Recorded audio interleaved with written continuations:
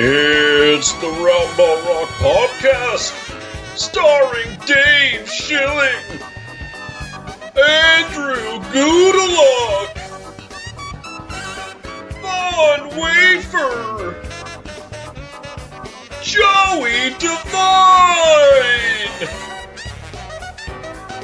Timo Salanian, Earl Jones, Sean Keane, Ron Vanderschaff, Patreons, Rusty Mahakian, thank you, Rusty, Aaron, thank you, Aaron, John W. Williams, thank you, John, Richard Fogg, thank you, Richard, now we're listed as explicit. Musical guest, the Toadies, and now the temporary host of Round Ball Rock, Joey Devine. Hi, it's me, Joey Devine, your temporary host of Round Ball Rock, and we are back with a brand new episode of the podcast. And before I introduce my wonderful co-host and my best friend, I just want to say, right off the bat, let's get business out of the way. Email us at RoundRockPod. Call us on the phone at the number in the description of this episode. We haven't gotten any calls. We want some calls. Tweet at us at RoundRockPod.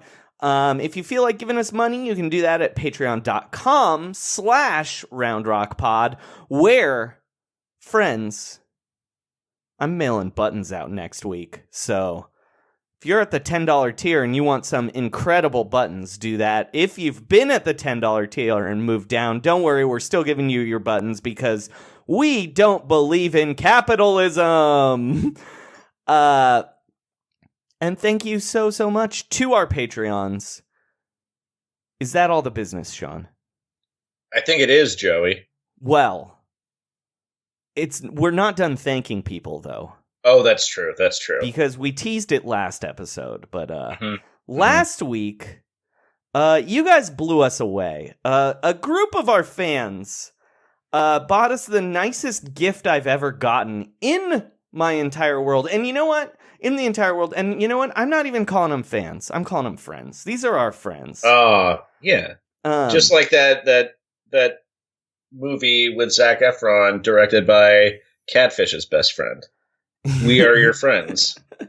Should I play the gift we got? We should probably set it up. Oh, right? Yeah, set it up. Because otherwise it's going to scare people. A group of our friends got together and bought us a cameo of Warrior Great Rick Barry saying a bunch of inside jokes from this podcast. So I'm going to play that right now. Mm-hmm. Hey, 1 second here. Come on, people. You fans are the greatest fans in the world. Has everybody said that? Show a little bit of class. This is a man that I've spent some time talking to. He is going to change this franchise. This is crazy. Seriously. Sean, I have a funny little thing to tell you. I didn't play the cameo there. You know what I did play? What'd you play? Him yelling at the crowd during the Chris Mullin jersey retirement ceremony. Oh! Here is the actual NBA bastard Rick Barry saying things from this podcast. Hi, Rick Barry here. Yeah, I'm really sorry that it's taken so long to get this off to you. I was traveling a little bit, and you can thank RBRFTFers. Yes, that's right, Dave Schilling. This is all for you because your buddies want this to go out to you. So congratulations on hosting a new season of Round Ball Rock. Hey, anybody that's involved with the sport of basketball gets an A+ in my book, I'll tell you that. It's also terrific that you're talking about the Warriors and the game of basketball. So I hope you have a great season doing that. Actually, I'm getting ready to start a podcast myself called Warriors 24. So you should check me out. I'll check you out. It'll be kind of cool. I'm supposed to also give a nice shout out to Brett and Randy, to Brooke and Robin, to Zach's One Beer, whatever that is. Also to Mackie Sile, JJ's Secret Family, to Tillman. I wonder if that's Tillman Fertitta. I doubt it, probably. Frankie Muniz, Anthony Randolph, The Plain Dunk. So, hey, guys, shut it down. Trust the process and keep staying as basketball fans because this is one of the greatest sports ever. I wish you wonderful holidays that are upcoming, and God bless you and your family. Look, I never thought getting a message from Rick Barry would make me feel emotional, but this certainly did. And I know I don't speak for you, Sean, but I do speak for you. And it really meant a lot to you, too. Yeah, it was very touching. It was like, at first, it was just incredibly surprising. Mm-hmm. Just because, like, I assumed that Rick Barry was going to start yelling at me for something I did. And then it was very sweet, and I thought it was very cute that he was like, "Come on, they can't possibly be obsessed with Tillman Fertitta. Who would talk about that guy all the time?" So I'm gonna read off the list of names of people who bought this real quick. Do it. Thank you, John Wilms. Thank you, Patrick Cosmos. Thank you, Kevin Farragon. Thank you, Corbin A. Smith. Thank you, Julian Rodriguez. Thank you, Damon Agnos. Thank you, Queen Ozymandias herself. Thank you, Sean Hyken. Thank you, Katie Heindel. Thank you, Dunn Nelson, a.k.a. Ninja Purtle, a.k.a. Shot Daddy. Thank you, Mike Burchett. Thank you, Eric Gunderson. Thank you, Dubbaroo. Thank you, Coach Dave DuFour. Thank you, Tallboy. Thank you, Coppernick. And thank you, Hannes. You guys are the best, and it's actually a real joy to do this show. It blows me away that anyone listens at all, because Sean and I would be doing this anyway, just not into microphones. Yeah, totally. And it was very sweet. And honestly, I hope. Look, we will never tell you to stop booing. That's our promise. Hey, 1 second here. Come on, people. You fans are the greatest fans in the world. Has everybody said that? All right, should we get to reader mail? Yeah, let's do reader mail, sure. This is Roundball Rock Reader Mail. Communications from listeners. Why do we call it reader mail? It is confusing for robots. All right, Sean. Our friend Tyler, a.k.a. T2, wrote us a letter. And he says, "Hey guys, don't know if you remember, but I'm the reader who invited you to my wedding 2 years ago. Shockingly, we are still together. Anyway, I'm a kindergarten teacher and the only male teacher at our school. My boss has organized a school-wide 3-on-3 basketball game for the teachers as a team-building thing. She made me a captain, and I can pick my squad. I'm 6'1" and at least 3 inches taller than anyone else. We are playing on 8-foot rims. Which NBA player should I base my game on, and what kind of squad should I look to draft? And, finally, most importantly, I would say, should I posterize my boss?" Man, now, T2, Sean. yeah, go ahead. No, real quick, T2. I'm glad you're still married, but if you weren't married and you were the only male teacher at that elementary school, oh baby, you'd be playing a lot of 3-on-3, if you know what I'm saying. Here's what I'm gonna say right off the bat. We're the wrong people to ask this question to. Sean, when was the last time you played 3-on-3 basketball? 2015? I think the last time I played 3-on-3 basketball was 2013. Okay. I only play 5-on-5 full court. King of the courts. I only play slam ball, in fact. Full court slam ball. That's true. You do know this about me. But luckily, we know just the guy to help you answer this question. And I sent him this question 1 day ago. He's coached basketball. He's an expert at NBA basketball. Tyler, we brought in Coach Dave DuFour to answer your question. So I'm going to call him right now. Is it illegal to have a podcast about basketball and not know about basketball? Apparently not, or else Roundball Rock would be in prison. Anyway, here's a new segment where Joey and Sean call someone who actually knows something about basketball. I'm sorry I couldn't make it to your wedding, Tyler. I wanted to, but robots do not understand love.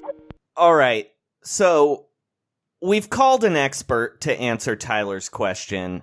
Ladies and gentlemen, his first time on the podcast. There's only one person I know who actually knows anything about basketball, and so we've brought him in here. Ladies and gentlemen, Coach Dave DuFour from the Back-to-Back podcast, Nerder She Wrote. Dave, you've read Tyler's email. I did. Let's start first off. You've coached multiple basketball teams before, incredibly high levels. Well, I don't know about incredibly high. I mean, higher levels than what Tyler's going to be playing on. They were playing on 10 foot. What's the highest level you coached at? Like 4th division in Germany. So not very high. Uh-huh. I try to be honest about it because I don't want anyone to ever think I'm bullshitting. So yes, not like I never coached in the Euro League or anything like that. But you've read Tyler's email. If you were in Tyler's position, 6'1", playing on 8-foot rims, what would you be looking at in drafting teammates? Let's start there. Okay.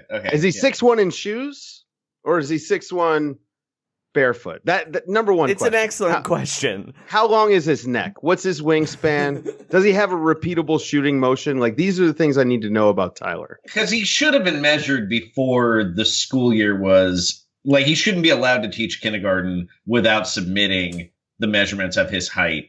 Accurate shoes. Accurate. Right? Yeah. Accurate. We need accurate measurements. At that point, he's lying to little children. Which is actually kind of the only acceptable lie. I guess maybe it's okay.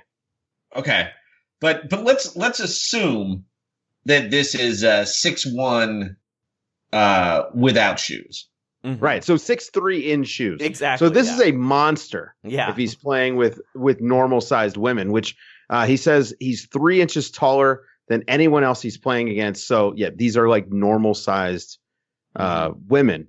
Number one, if I knew his experience, basketball wise, like, was he a video coordinator for an NBA team at some time? I wouldn't be worried at all about him dusting these women, because we all know, those guys don't mess around when they play. They cannot be beaten by a woman on a basketball court.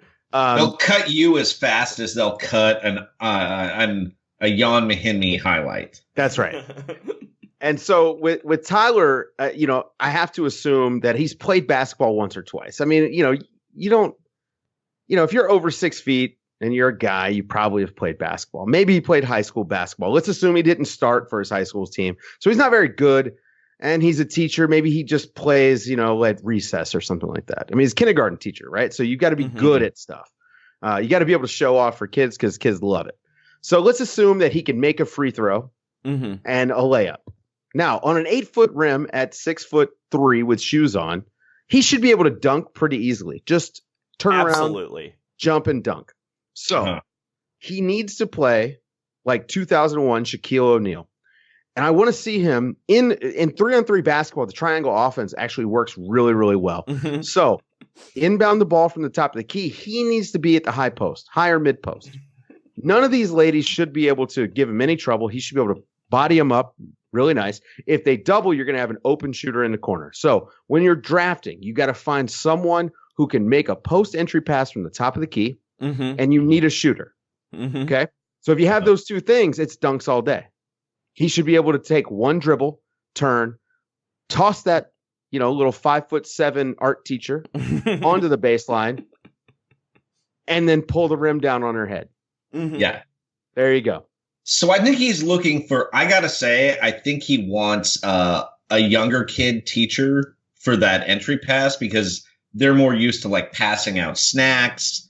They're teaching people how to share on a daily basis. So, someone's not going to be hypocritical. If you can get the lunch lady used to dishing, mashed potatoes, gravy, things like that, get the lunch lady at the top of the key. And she's been in the trenches, too. That's right. Yeah. So she knows she's going to be a good rebounder. Mm-hmm. Mm-hmm. Right. Well, isn't Tyler getting all the rebounds if he's 2001 Shaq?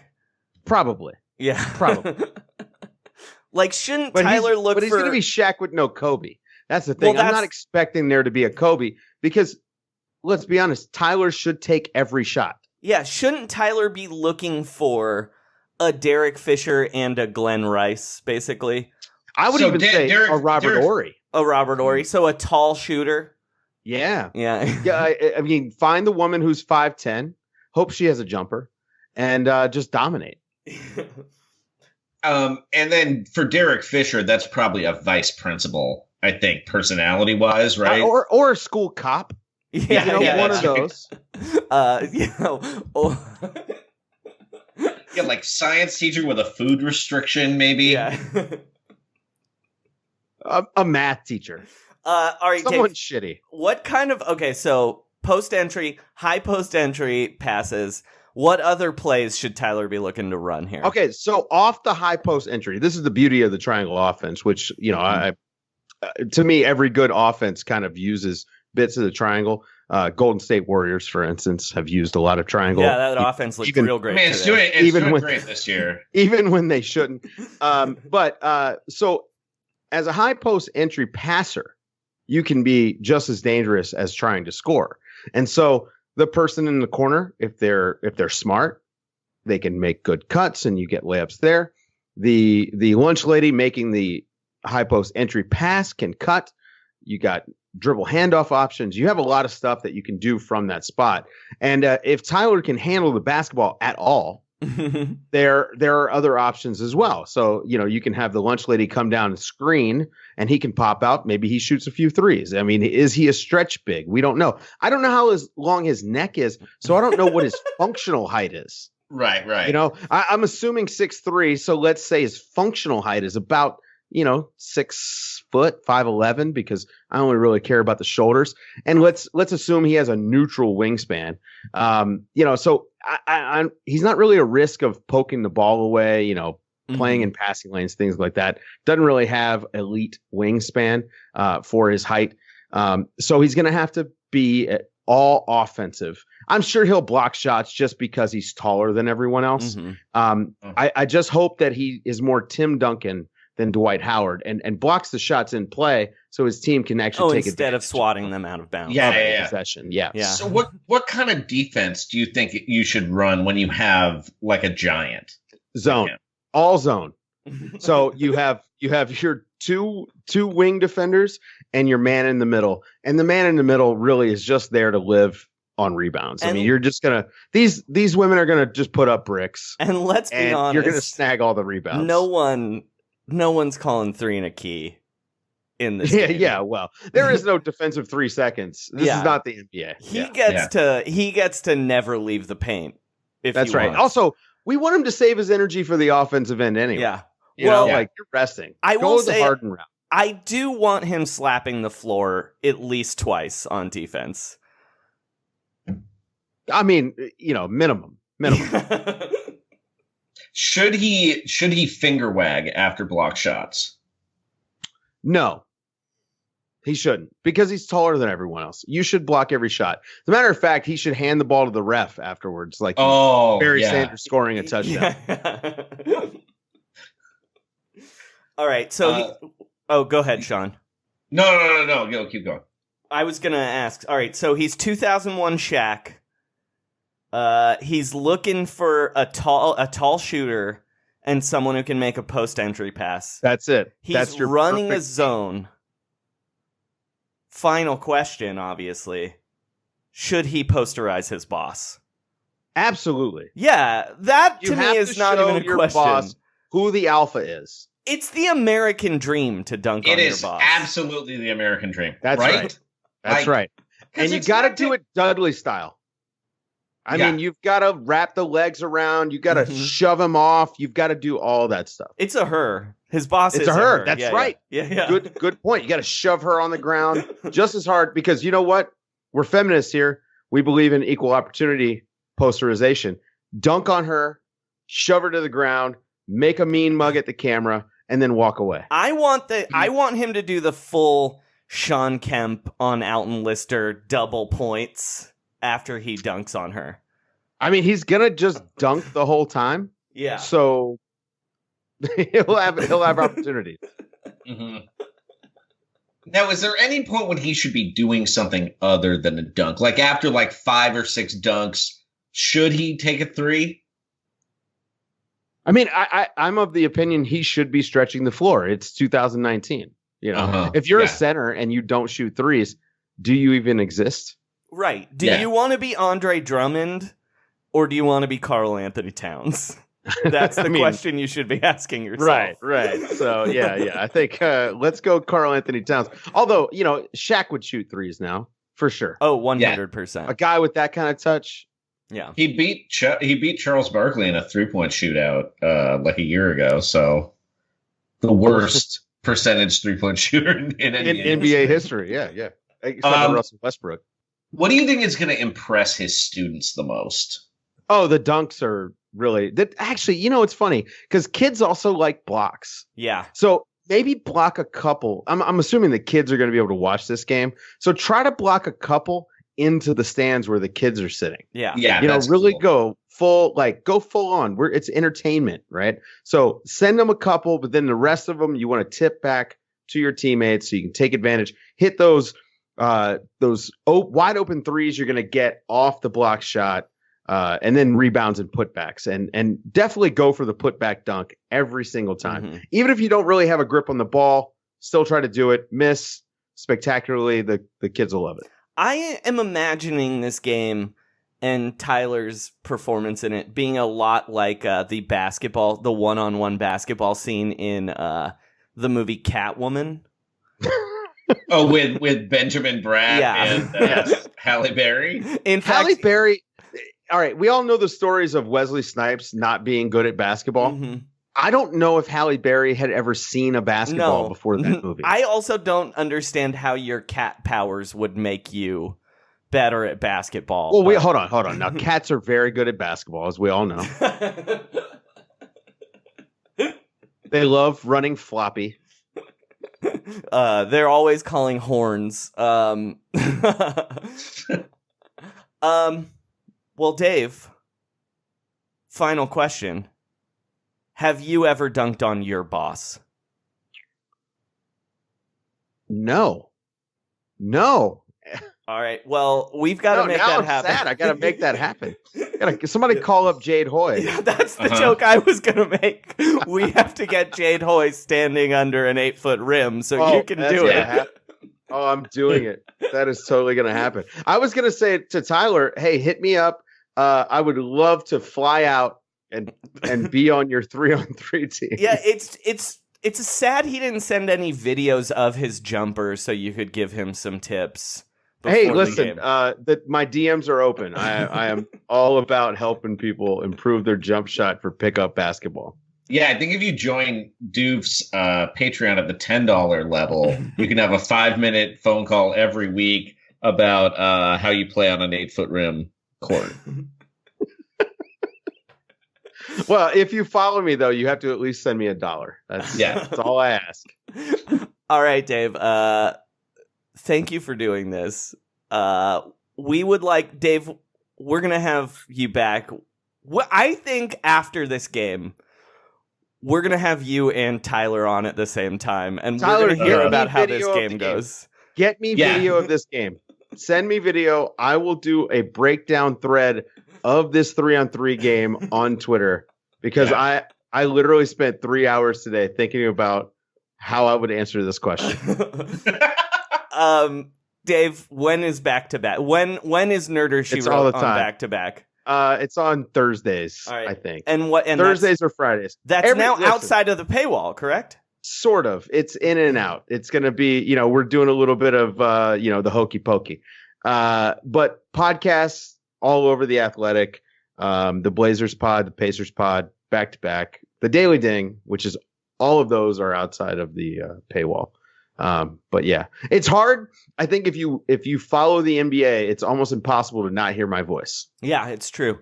And we'll have you back for a full episode here soon. But yeah, thank you for doing this. Of course. Right. Thanks, Dave. Let's let you go. That was incredible. Wow. It is such a stupid podcast that we were able to call an actual basketball coach to answer that question. And he's our friend. He did good advice. He thought about it for 3 hours. And I'm serious, Tyler. We're having you on to talk about this game because this is one of the most delightful questions we've ever received. I need to know how this game went.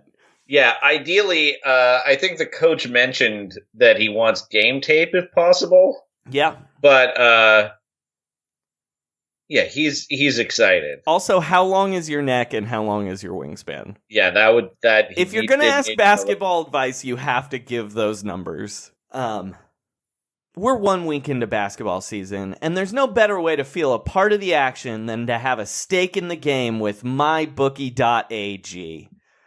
If you're the kind of guy who likes to bet a little to win a lot, try a parlay. For instance, if you like a couple of the big favorites this week, parlays are perfect because they let you bet multiple games together for a much bigger payout.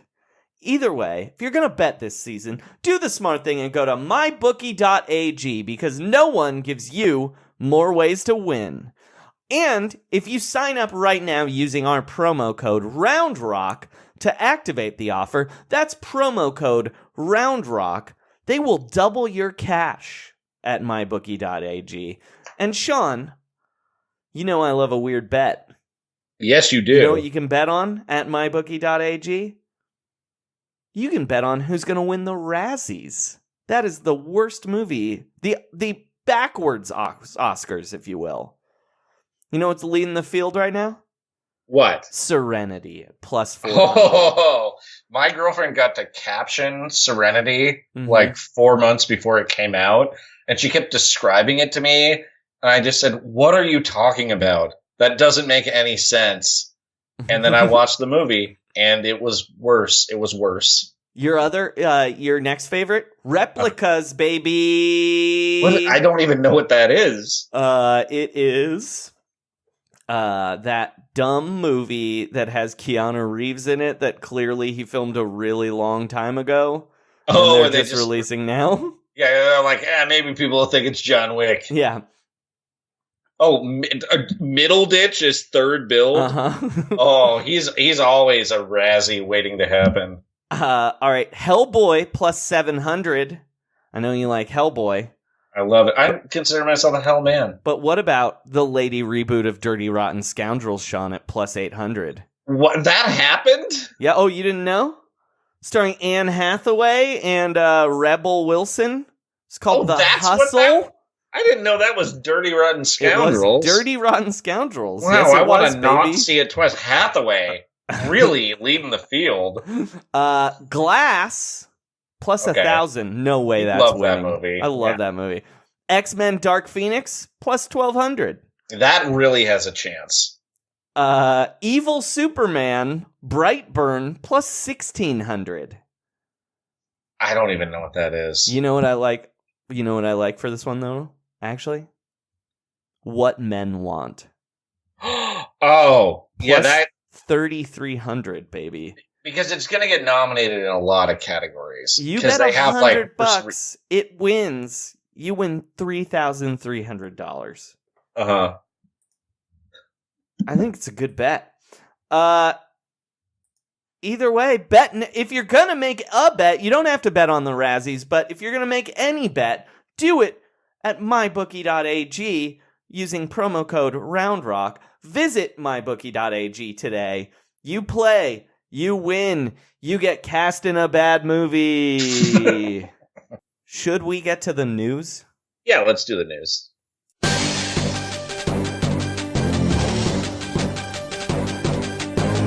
This is Round Ball Rock News. Basketball news. For humans and robots. Trust the process. Sean, this is such a big news story for us. This would have warranted an emergency pod. Yes.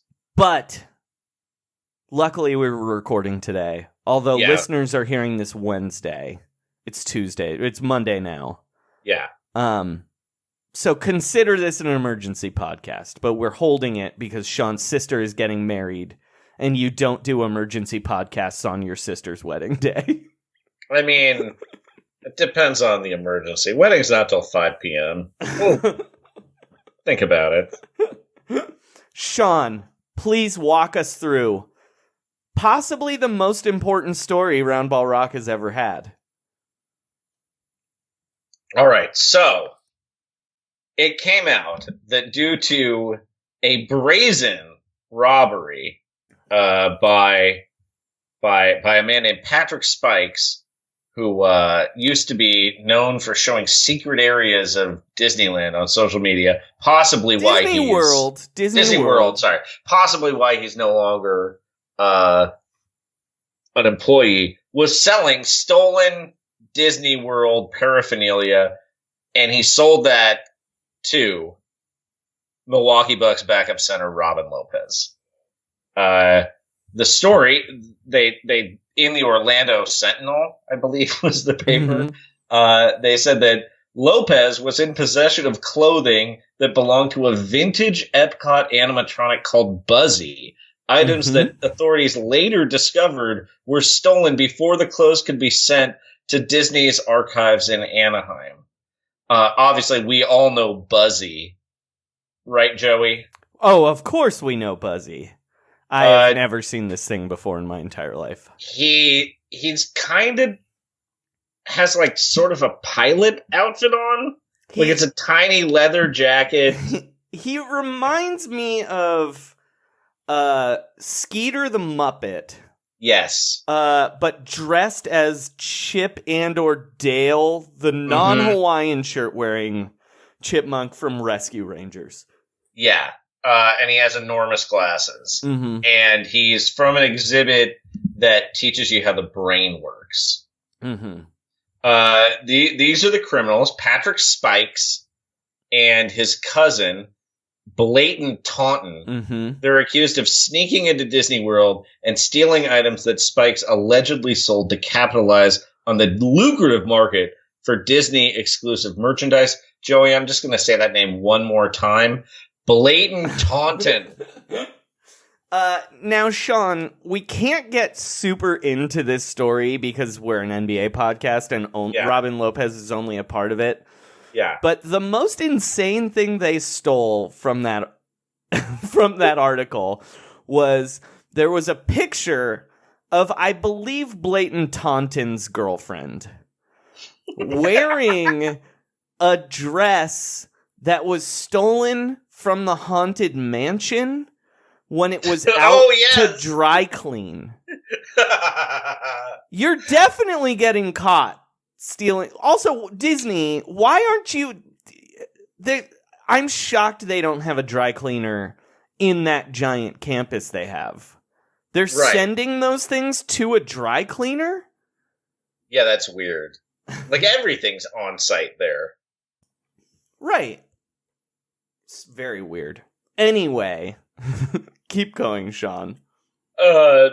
So last year, deputies began investigating after the animatronic Buzzy and his clothing, including a bomber jacket, headphones, and green hat, which were valued at $7,000, went missing from the Cranium Command attraction. The ride, which explored how the brain works, shut down in 2007. The new audio did not say what clothes specifically Lopez had. Now, Sean, let's guess here real quick. What clothes... Which of Buzzy's clothes did Robin Lopez buy, you think? It's weird that he didn't get Buzzy himself. Uh-huh. Or it's possible that that's like leverage. They're publishing this because they're like, tell us where Buzzy is. We need Buzzy back. But definitely, I think the headphones are the prime thing that Robin would want. See, I think it's the little jacket. He wants to put it on that dog. Oh, right. His dog Muppet. Yeah. Now, we should make it clear right off the bat It's the FBI, right, that was investigating this? Was it the FBI? I don't know. Whatever. Authorities went out of their way to say that Robin Lopez is actually the victim in this crime. Yes, because they he bought definitely did. stolen merchandise. Yeah. Like, he's not getting that money back. They found a picture of him in a Bulls uniform that definitely made him look like he just learned he had received stolen merchandise, by the way. Also, they mentioned that the friend who brokered the sale for Robin Lopez is an accountant like 4 different times. Yeah, and it was unclear if the guy was even really Robin Lopez's friend, because he keeps trying to call Robin Lopez while being held by the police and not answering the phone or text messages. Yeah. Yeah. And the accountant friend said, it's really frustrating that you get scammed into these things. If it's not legit, we don't want it. Robin, he's a high profile, like you said. I'm a CPA. I have a family. He could have said accountant. Now, here's a question about how does an accountant end up buying stolen Disney goods for Robin Lopez? Like, what is your life? Right, that you're like you're brokering stolen Disney goods sales for an NBA player. Yes. But also getting ripped off because you don't know they're stolen. I mean, that's a crazy, like, he's not friends with Robin Lopez anymore after this. Robin Lopez needs an accountant in Orange County in his life who's selling him hot bomber jackets. Come on, he doesn't need that. I don't really understand what Disney Springs is, Joey. What do you mean? I missed that part. Sorry, is that where Brooke lives? I mean, Brooke lives? Is that where Brooke lives? It is not where they live, but Brooke and Robin are both appearing at. They have an NBA experience opening there. Uh-huh. And they're both going to be there on Halloween. Don't they have games to play? It seems like they should. I kind of can't tell what it is. There's like stores, and it has 102 shopping locations, 60 dining venues, and then 21 experiences. Whatever. And I guess one of them is the NBA experience. Maybe it's like Downtown Disney. I'm sure it is, right? But it also... Oh, okay, so there's an NBA experience there, which there's 13 games and activities. Mm-hmm. You have to enter through a player entry tunnel. You embark on a full player journey from the welcoming roar of exciting crowds to training drills, competitions, championships, and beyond. It's like the boring parts of a 2K game in real life, it seems like. It costs $34 to go there. But it is open until 11 p.m. Weird. And if you like the NBA experience, you might like Pepe by Jose Andres, threw out the first pitch of the World Series game last night, and The Void, which allows you to step beyond reality. Of course. So I guess Robin might have to bring Buzzy's stuff with him on Halloween. What if he goes as Buzzy for Halloween?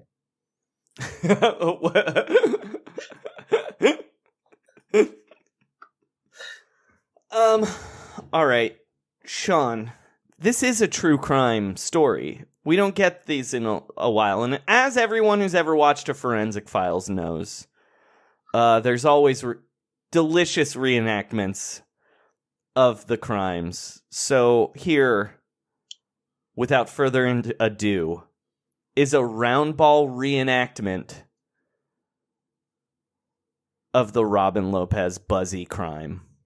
True, true, true, crime, crime, crime, true, true, true, crime, crime, crime. It's time for... Wait, this voice isn't dramatic enough. Hold on.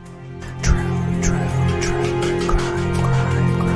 Is this investigation discovery enough? Yeah, this is as investigation discovery as a robot gets. It's time for a round ball reenactment.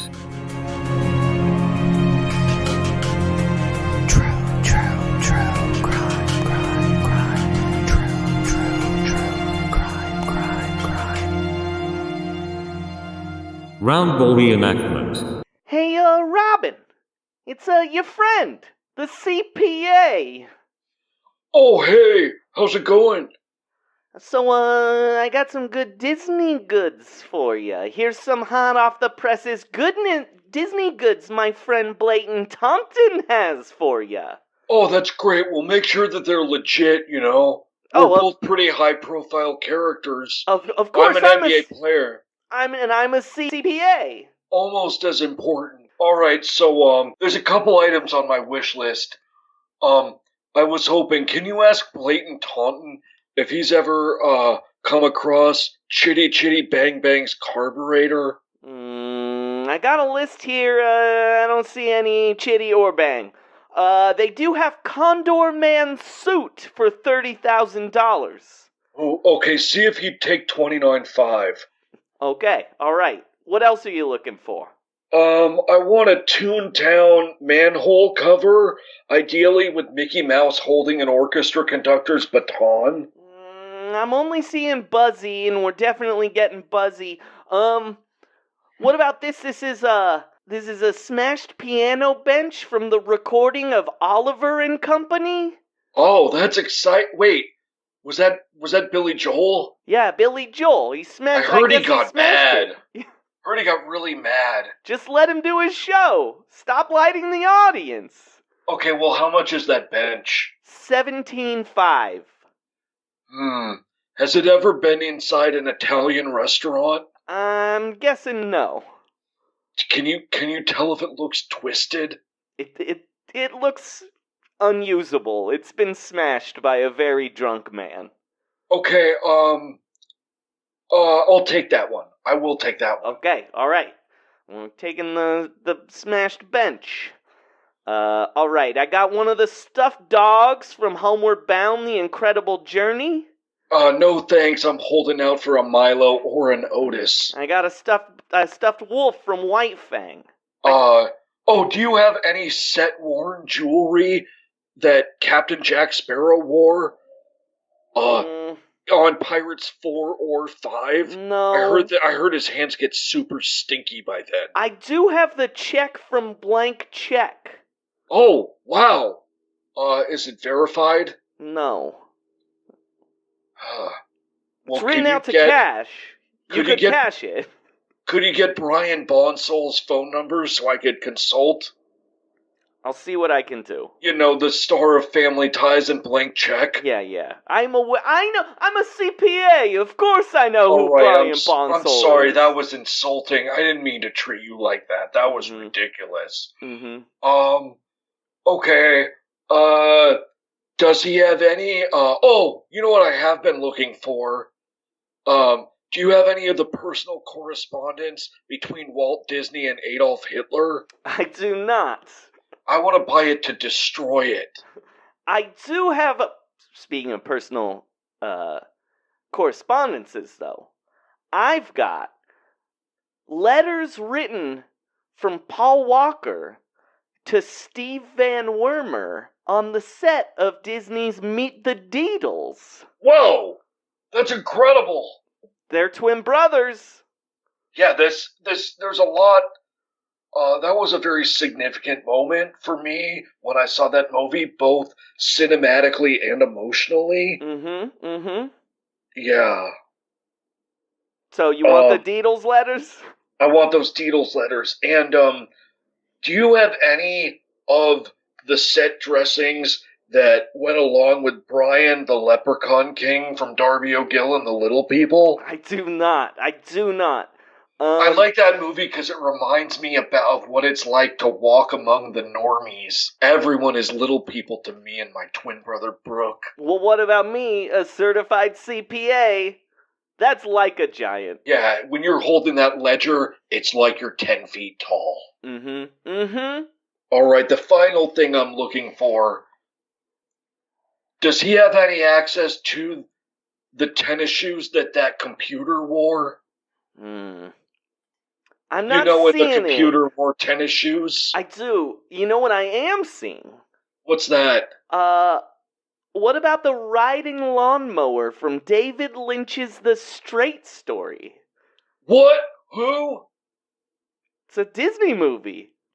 The Was Straight that a Story. Touchstone release? No, it's a straight up Disney release, my man. Oh my gosh, I was so scared of that. I thought it would be too twisted even for me. It's just a man on a lawnmower, Robin. Right, but is he driving to hell? No. Is somebody huffing the gasoline that he puts in his riding mower? No, it's terrorizing people? It's actually very sweet. How many people get murdered? I think 0. What? It's just an old man on a lawnmower. The 90s were crazy. Is he solving a murder? No.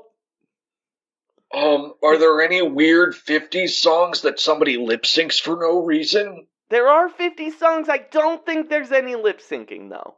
I believe you're thinking of Blue Velvet. Yeah, I've only seen the box cover of the DVD for that one. I heard Brooks saw it, though. Yeah, he did. He had so many nightmares. Mm-hmm. He also said he was going to cut off my ear and leave it in a field for some wholesome teenagers to find. And it was going to both take my ear and their innocence. Mm-hmm.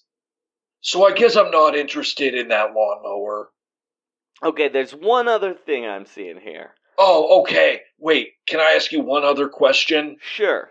Is there any chance that he has one of Dr. Wayne Zelinsky's backyard contraptions from Honey, I Shrunk the Kids or Honey, I Blew Up the Baby? You ask this every time. He does not. I swear. If he has one, I'll get it for you. Moranis won't answer my letters. Here's what I do have, though. This is the creme de la creme of what he's offering. I guess you would know you're a CPA. Mm-hmm. You know the Apple Dumpling Gang? Oh, do I ever? How much you willing to pay for Tim Conway's corpse? Whoa! Is it the whole corpse? Or is it on its knee like his hilarious character Dorf? It's the whole corpse. He was buried in the Apple Dumpling Gang outfit. Oh my gosh! Is he cryogenically frozen or anything? No, or is he kind of ripe? Very bad. Alright, I could work with that. How much is he asking? $375,000. Alright, it's sold, but I am gonna need... It's contingent on him delivering to me, Don Knotts' right ulna, so I can complete my Apple Dumpling Gang skeletons. Okay. I'll see what I can do there. Alright, great. Hey, Robin. Yeah. Just one last thing. If I'm ever in a police station, please answer my calls. Absolutely, I will never send you to voicemail because you're a CPA and my best friend.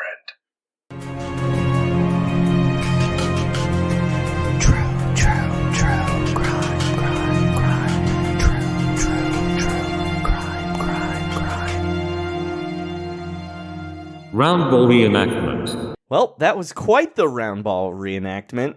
Yeah, it's gotta be a new feature, I guess. A lot of weird stuff going on in there. All right, Sean, what other news stories do we got? Okay, I think I'm gonna go to David Blaine visited the Los Angeles Lakers and gave it famed magician / sex creep David Blaine, close-up magician, Epstein plane, street magician, on the Epstein ledger, on the Epstein plane. I heard a story about David Blaine being hired to do close-up magic at Jeffrey Epstein's house for a meal that Woody Allen was in attendance at, which that is the most depressing thing I've ever heard in my entire life. It's so sad. He was not invited to the meal. Anyway, so the Lakers, we've talked about this on the podcast before, when The Rock gave one of the Genius Talks. The notable things from that was that Rob Pelinka introduced the Genius Talk before he even brought The Rock out. He told a demonstrably false story about introducing Kobe Bryant to Heath Ledger before a Knicks game because Kobe had seen The Dark Knight and he really wanted to meet him. Yep, Rob Pelinka, known liar. Known or as liar. Our friend Lakers Paladin calls him, Poisonous Pelinka. Poisonous Pelinka. And then The Rock gave a talk where he talked about how he said he got kicked out of Hawaii at one point. He said he only had like $5 when he got to LA. He kept slapping the wall, thinking it was a little more permanent than it was. He had the hardest nipples anyone has ever seen. I was worried about his nipples and like the temperature of the facility. But you can see he really inspired Alex Caruso, Josh Hart, and Brandon Ingram, I think. Because at the end of the talk, The Rock was like, look, I'm way too muscle-bound to suck my own dick. But if you just get one rib removed, like Brandon Ingram did this summer, you can be living the dream too. So wait, what does all of this have to do with David Blaine? Sorry. So David Blaine gave one of those Genius Talks too. Rob Pelinka and the Lakers management decided, you know what? Anthony Davis, LeBron James, and Rajon Rondo need to inspire them. The man who froze himself in Central Park? The guy who stayed in a coffin for a long time for no real reason. A guy who does basic close-up magic tricks on the street, but in a different twist, he just stares at you like a creep. A man who has been on the Epstein plane and was a member of the Pussy Posse with Leonardo DiCaprio. That is decades of sex creepery. A man being investigated for sex assault in both New York and London. Wow, incredible. It's amazing that he's allowed inside any building, much less the home of the Los Angeles Lakers. They're complicit now. I mean, they dodged a bullet with Luke Walton. Why not try again? You know what I mean? Exactly. Like they were like, these guys are a little listless. So did David Blaine give him an inspirational talk about magic? Or do you think he was just doing... He just fucking did magic, dude. He just did fucking magic, and he was like, only opening his eyes halfway. Also, there's no fucking way LeBron James went to this Genius Talk. No, because 0% chance. LeBron was, ironically, was freezing his body in his own weird medical van. Yeah. He's like, I freeze myself all the time. This guy ain't shit. Oh, David Blaine really, really ain't shit. Of all the guys that ain't shit, David Blaine is maybe the ain't shittiest. Mediocre magician, bails on most of the challenges that he sets for himself. He's like the way Morgan Spurlock makes documentaries is the way David Blaine does like public magic stunts. And David Blaine didn't even Me Too himself like Morgan Spurlock did. Yeah, that's true. That was true too. All right, enough Blaine talk. Can I show you something? That's how Blaine talks. Do you think when David Blaine has to go door to door when he's finally caught, he's gonna open with, "Can I show you something?" And then it'll be the sex crime registry. Yeah, that's somehow in their pocket, and then they're like, "You just violated this order." Hey, the roofie's actually in your drink. Ta-da! All right, Sean. Let's talk about him. Let's talk about Andrew Yang. Andrew Yang, baby. So Andrew Yang, I guess, has just been constantly talking shit about the New York Knicks, who he used to be a fan of, but he has bailed for the Nets. He said... because of that Alibaba money? It's because of that Alibaba money. It changes everything. Andrew Yang said, I think I'm speaking for many true Knicks fans, and after Dolan sells the team, I'll probably be the first in line to sign up for the new administration. So he's openly ready to ditch his new Knicks fandom, and NBC News did an interview with Hey, him. here's a question though. Does this somehow violate the emoluments clause? Oh, with Yang? Yeah, just like, can a presidential candidate really try and force someone to sell their business? I mean, I don't know. The way he said administration makes me think he's trying to do that like pickup artist thing of neuro-linguistic programming where it's like, oh, he said administration. It's almost, that sounded presidential. Yeah. He doesn't have any practical methods in place here, unfortunately. So the first question was, Americans are used to politicians who love a sports team or hate a rival team. Do you wonder if it might take some getting used to a politician who loathes their home team?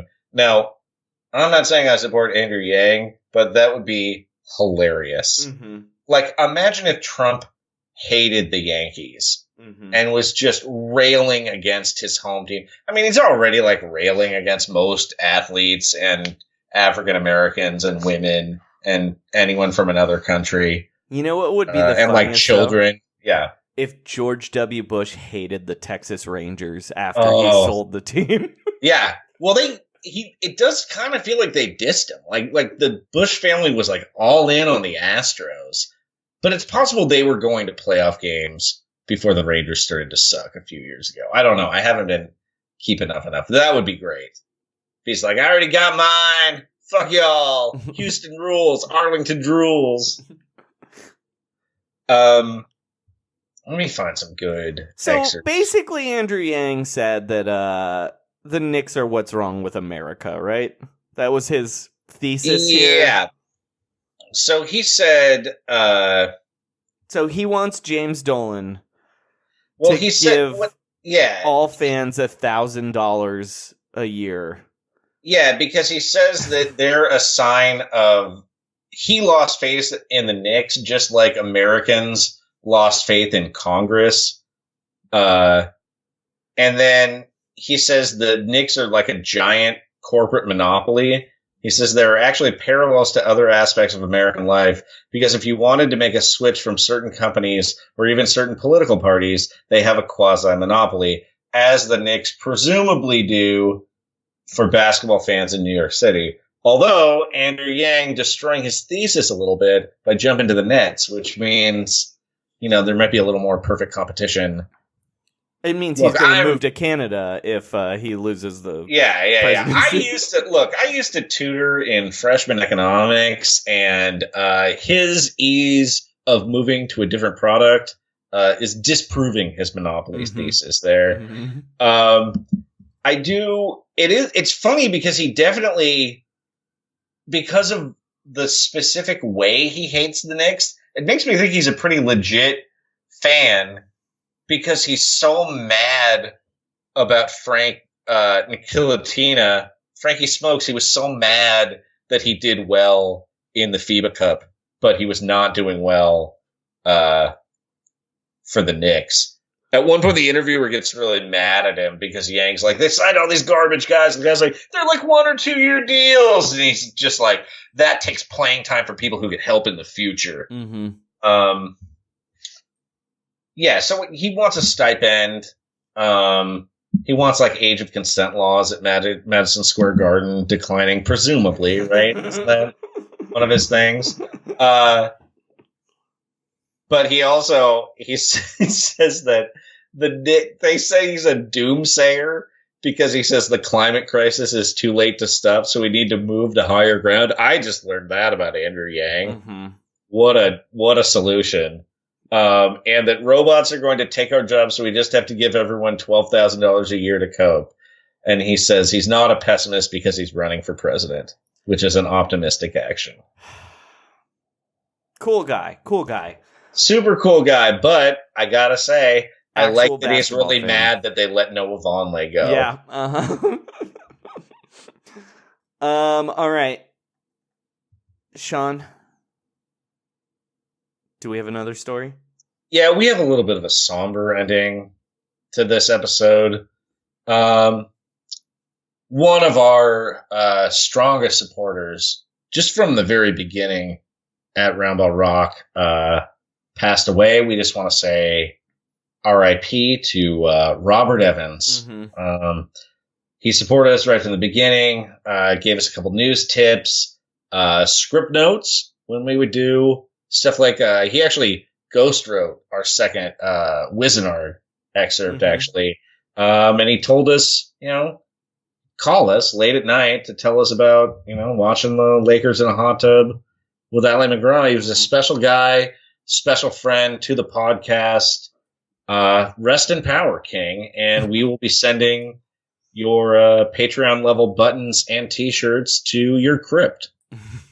So R.I.P. Robert You're Evans. damn right we will. Yeah. A great man and a greater friend. Sean, did you write a song? I did. Is it about Robert Evans? It's not about Robert Evans. It's going to be a surprise. You're going to be able to hear it in a couple seconds. I'm not even going to hype it. Great. And then as for me, you can always follow me on Twitter at Frankie Muniz, where I recently tweeted, this year for Halloween, I'm going as a fat, old, bald version of Malcolm. I've been working on this costume for 13 years. Still bums me out. Trust the process. Trust the process. This should be our only episode this week, but we'll be back next week. Shut it down. Let's all dunk on our bosses. Let's all dunk on our bosses. The American dream, baby. I want to dunk on Andrew Yang.